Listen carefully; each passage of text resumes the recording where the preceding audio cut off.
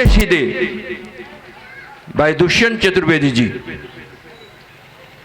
जो लखनऊ से हमारे बीच हैं, व्यंकार, ऐसा व्यंकार जो नश्तर की तरह चुभता है और मरहम की तरह चैन पहुंचाता है। जोरदार तालियों से भाई दुष्यंत जी का स्वागत। धन्यवाद आदरणीय जय सिंह जी। और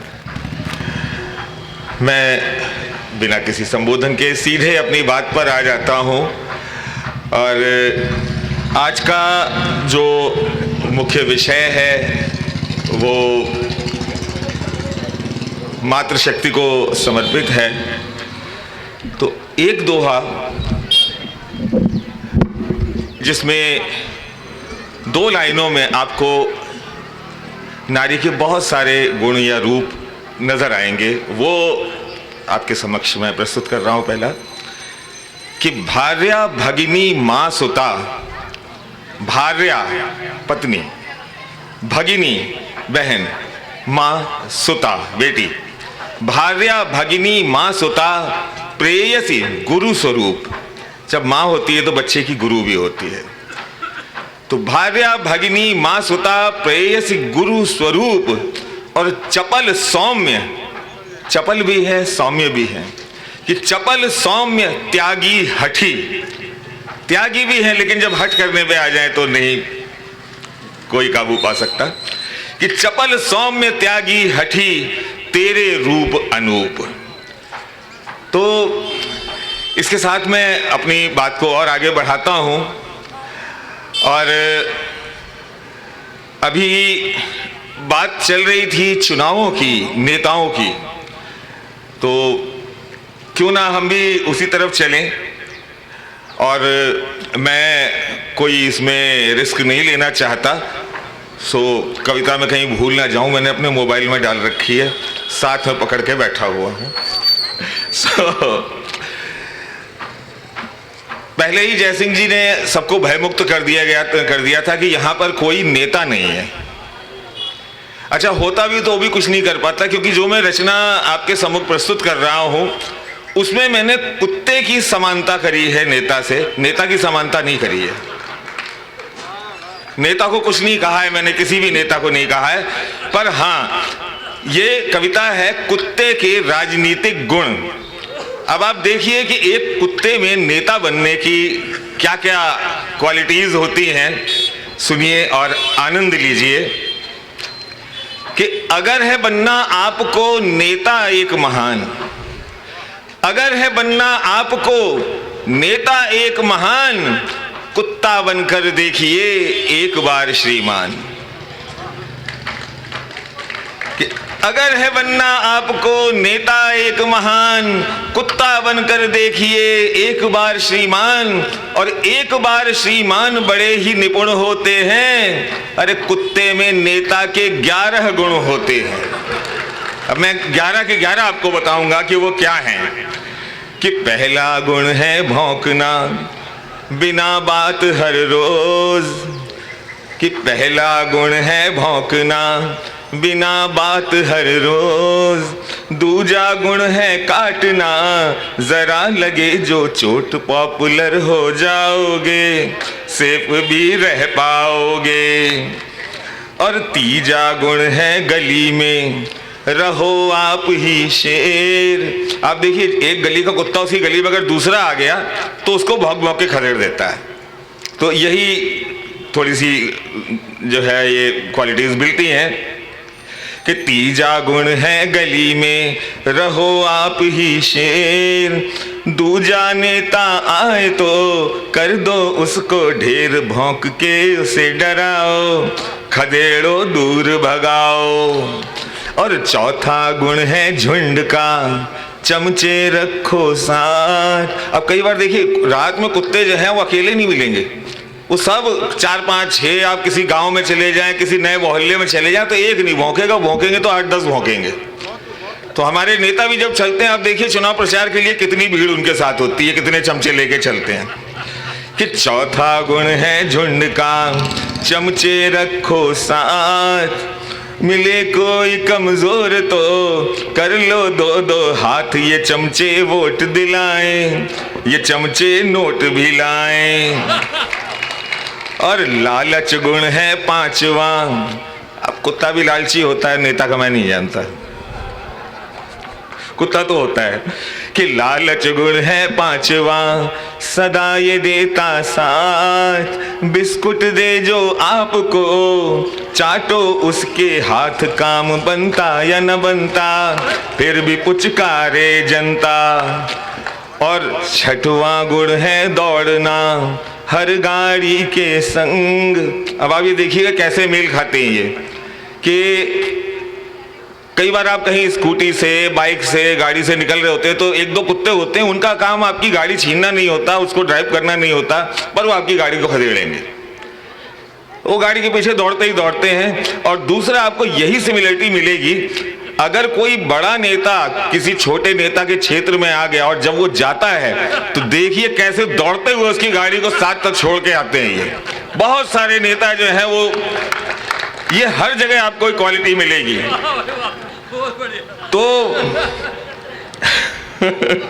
तो छठवां गुण है दौड़ना, हर गाड़ी के संग, भागेंगे दुश्मन सदा, उड़ जाएंगे रंग के दुश्मन, डर के रहेंगे कि तुमसे बच के रहेंगे।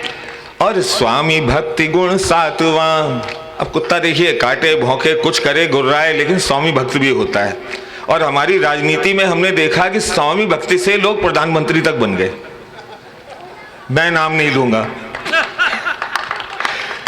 कि स्वामी भक्ति गुण सातवां, सबसे यही महान, पीएम तक बन जाओगे, इससे तुम श्रीमान ये भक्ति कर जाओगे, बहुत ऊपर जाओगे। और डरना गुण है आठवां। कुत्ते को भग कर दो, कई बार दुबक भी जाता है कूं कूं करके। तो बड़े नेता के साथ भी यही है, जहां देखता है कि माहौल जो है गड़बड़ हो रहा है वो पूछ दबा के निकल लेगा। तो डरना गुण है आठवां, चढ़ोगे हर एक पहाड़, खटिया के नीचे घुसो, जब भी सुनो दहाड़, अगर जिंदा न रहोगे तो आगे कैसे बढ़ोगे। और पूंछ हिलाना गुण नवा। अब नेताओं के तो होती नहीं है, कुत्ते की होती है तो वो हिला लेता है, पर ये गुण कहाँ, इसका जो पूंछ हिलाने का जो तात्पर्य है वो है चाटुकारिता, हाँ में हाँ मिलाना, आपकी बोरिंग सी बातों पे भी मुस्कुराना, हंसना, जी हुजूरी करना। तो ये जब हमारे छोटे नेता बड़े नेताओं के यहाँ टिकट के लिए जाते हैं या अपने कैरियर को बढ़ाने के लिए किसी बड़े नेता की सेवा में लगे होते हैं, तो वहां पर भी यही काम होता है, पूंछ हिलाने जैसा है। इनका वही स्वभाव होता है जो कुत्ता एक आपके दरवाजे पे खड़े होकर 2 बिस्कुट के लिए करता है। तो पूंछ हिलाना गुण नवा, पड़ेगी अच्छी छाप, मन का जब माहौल हो, पूंछ हिलाओ आप टिकट भी पा जाओगे, समर्थन भी पाओगे। और 10वां गुण गुर्राइए, जब भी मूड हो ऑफ। अच्छा, कुत्ता कई बार बिना बात भी आप जा रहे हैं, आपसे कोई लेना देना नहीं, कुत्ता आपको नहीं जानता, आप उस कुत्ते को नहीं जानते, पर गुर्राया जा रहा है। सेम वे नेताजी को अगर काम नहीं करना है, पब्लिक को खदेड़ना है या कार्यकर्ताओं को दिखाना है कि भाई मूड ऑफ है, तो उस दिन वो भी चीखना चिल्लाना, इसने ये कर दिया, उसने वो कर दिया, वगैरह वगैरह। तो ये गुण भी काफी मेल खाता है कि 10वां गुण गुर्राइए, जब भी मूड हो ऑफ, लोग भगेंगे फालतू, भीड़ होएगी साफ, मुफ्त में काम न करना, बस अपनी जेबें भरना। और पागलपन गुण 11वां। अब कुत्ता जब पागल हो जाता है, आप सोचिए कि नेता में कहां से समानता हो सकती है इस चीज की। कुत्ता जब पागल होता है तो वो अपना पराया कुछ नहीं देखता, वो अपने को भी काटेगा, पराये को भी काटेगा, जिसे देखेगा उसे काटेगा। नेता की ये अवस्था तब आती है जब उसको पार्टी निकाल देती है और अपनी पार्टी को काटने दौड़ता है। बिल्कुल, ये पूरा मेरा शोध है, इसमें कहीं कोई कमी नहीं मिलेगी आपको।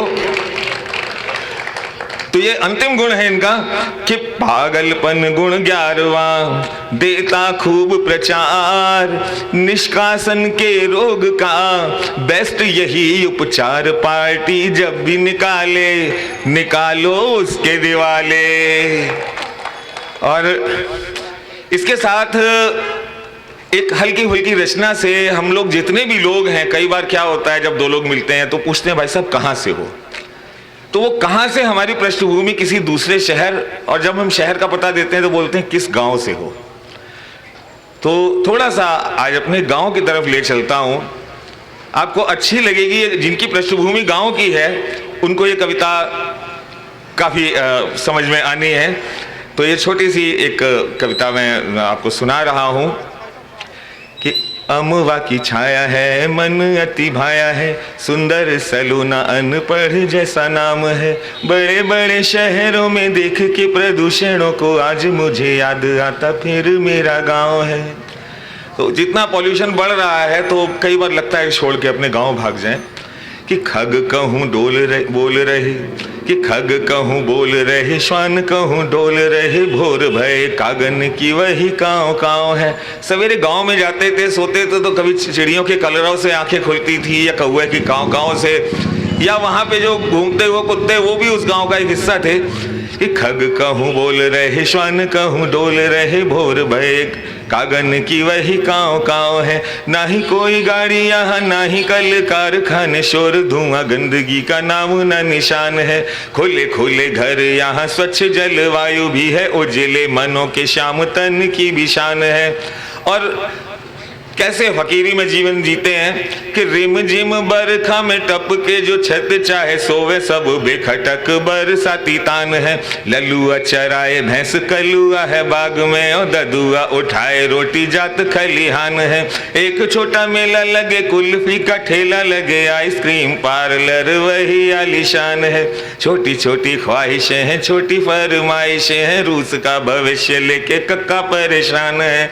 गांव की चौपाल में आप देखेंगे तो बड़ी छोटी सी जिंदगी है, लेकिन छोटा सा दायरा है, लेकिन वहां गांव की चौपाल में जब चर्चा होती तो इंटरनेशनल पॉलिटिक्स पे होती है। मैंने खूब देखी है कि छोटी छोटी ख्वाहिशें हैं, छोटी फरमाइशें हैं, रूस का भविष्य लेके कक्का परेशान है। सभी भाई भाई यहाँ रहे, सब हिल मिल, इत शहरों को देख हम हैरान हैं। वापस फिर शहर पे आते हैं कि बड़ी सी कॉलोनियां हैं, बंद बंद कमरे हैं, तन है थके थके से मन परेशान है। बड़ी सी कॉलोनियां हैं, बंद बंद कमरे हैं, तन है थके थके से मन परेशान है। धूप हवा पानी नहीं, एक मृदु बानी नहीं, लड़ने झगड़ने में लोगन की शान है। तो दुनिया की धूप कहीं कितनी मृदुल और कितनी कठोर, कहीं कहीं कोई छाँव है।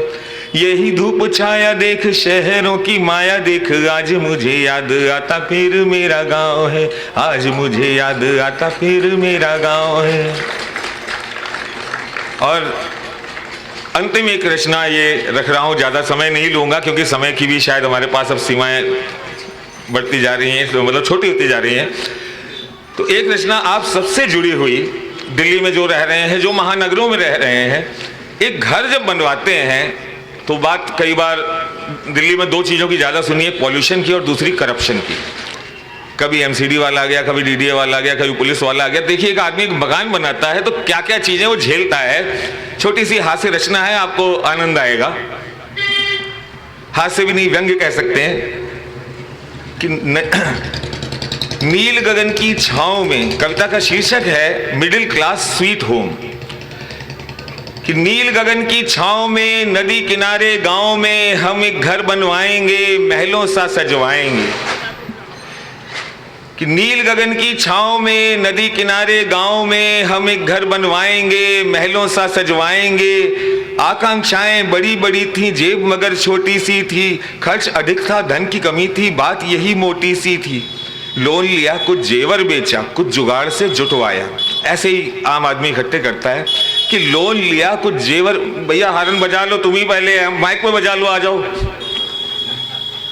पता नहीं तो पता नहीं, मैं देख रहा हूँ बड़ी देर से यहाँ के लोग सोचते हैं कि ये कवियों को मारी देना है, सीधे हारन बजाते कि हट जाए कवि, लेकिन हम लोग भी ढीठे नहीं हट रहे हैं। बड़ी देर से मैं देख रहा हूँ, जो बाइक वाला आ रहा है इधर से आता है, मंच देखते ही हारन बजाता है कि हट जाएंगे ये, लेकिन कोई नहीं, सारे मतलब वीर रस का कोई दिख नहीं रहा, पर वीर पूरे हैं।